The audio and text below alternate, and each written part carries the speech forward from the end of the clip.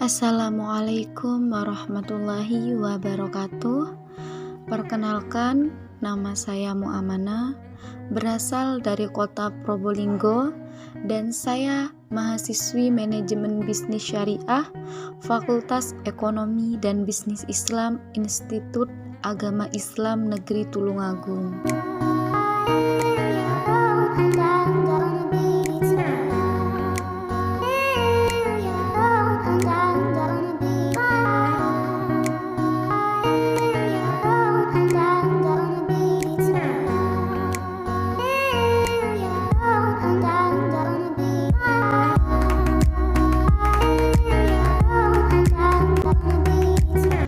Untuk mengetahui lebih lanjut, stay tune di sini ya.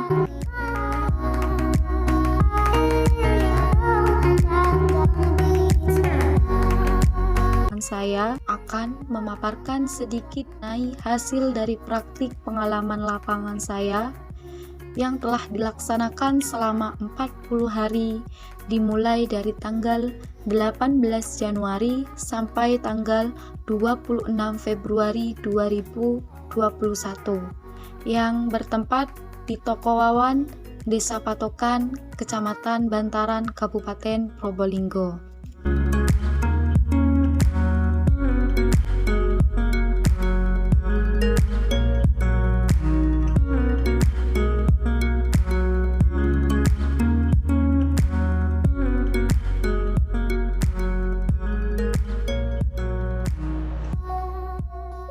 Toko Wawan merupakan usaha home industry yang menekuni pada bidang penjualan spare part sepeda motor yang terfokus pada ban, oli, kampas, gearset, busi, dan barang perlengkapan sepeda motor lainnya yang lokasinya bertempat di rumah sang pemilik sendiri.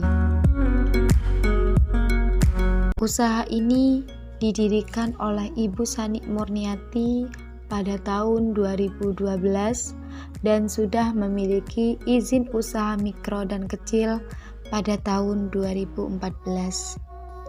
Dan alasan mengapa pihak pemilik memilih usaha jenis ini dikarenakan suami dari Ibu Sani Murniati, yaitu Bapak Masrowi, memiliki usaha bengkel. Sehingga beliau memiliki ide untuk membuka usaha Toko Wawan ini untuk memudahkan sang suami dalam menggeluti usaha bengkelnya. Dan untuk nama label dari usaha beliau, mengapa diberi nama Toko Wawan, beliau mengatakan bahwa Wawan ini adalah putra satu-satunya, sehingga beliau memutuskan untuk memberi nama toko tersebut dengan nama anaknya.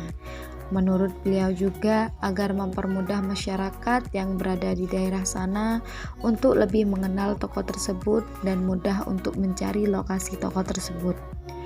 Seiring dengan perkembangan zaman, Toko Wawan ini terus melakukan penyesuaian dalam berbagai hal untuk dapat memenuhi permintaan konsumennya. Salah satunya memasarkan produk dengan cara mempromosikan melalui media sosial berupa Facebook. Strategi atau rancangan pada setiap pelaku usaha tentunya mempunyai tujuan dan cara tersendiri untuk kemajuan usahanya tersebut, baik dalam jangka pendek maupun jangka panjang. Untuk mencapai tujuan, usaha atau bisnis tersebut perlu adanya rancangan dan tindakan untuk mencapai tujuan ini.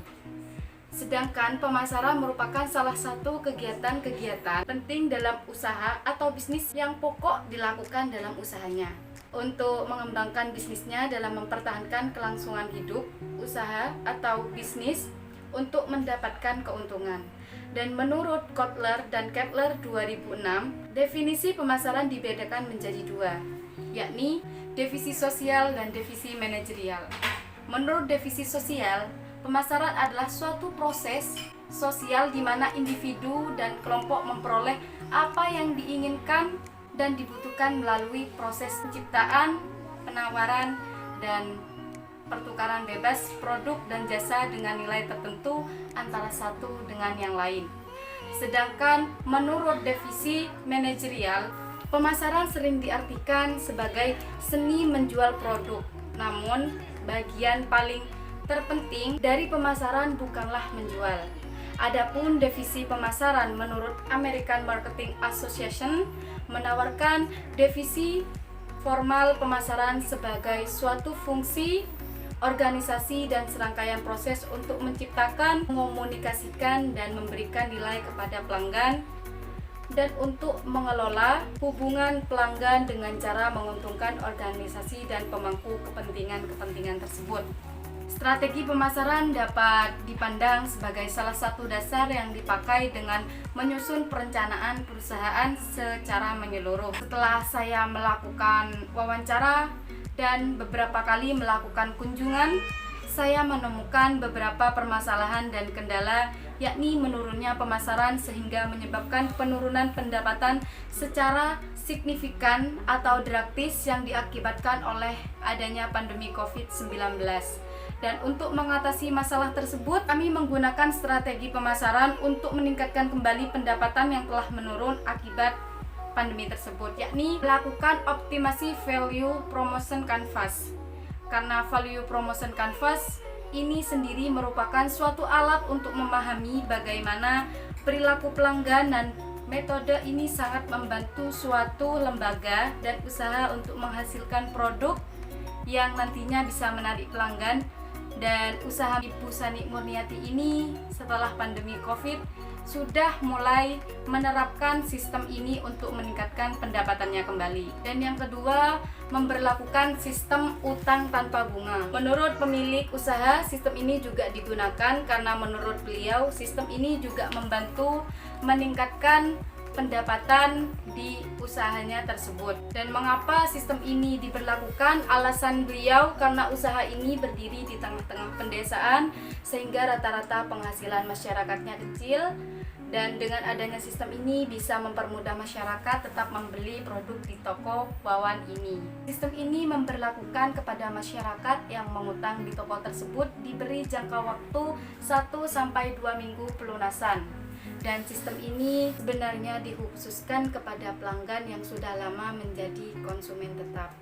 Dan yang ketiga, memanfaatkan pemasaran marketplace serta menambah channel pemasaran lewat media sosial. Pada masa pandemi COVID-19 melanda, untuk membantu meningkatkan pendapatan, yakni bisa memanfaatkan media sosial dan marketplace, yakni memasarkan via Facebook dan juga via WhatsApp. Pendapatan bisa menambah sedikit demi sedikit, dan terbukti memang pada awal Januari sampai Februari pendapatan Ibu Sani sudah mulai meningkat sebanyak 5%, yang awalnya itu menurun sekitar 30%, namun saat ini sudah mulai ada peningkatan, sehingga untuk saat ini sekisar omset yang didapat nilai Rp11.130.000. Jadi menurut kami dan Ibu Sani Murniati, strategi yang digunakan seperti yang sudah dijelaskan itu sangat membantu dalam meningkatkan pendapatan pada masa pandemi COVID-19. Sekian pemaparan hasil praktik pengalaman lapangan saya, semoga bermanfaat. Wassalamualaikum warahmatullahi wabarakatuh.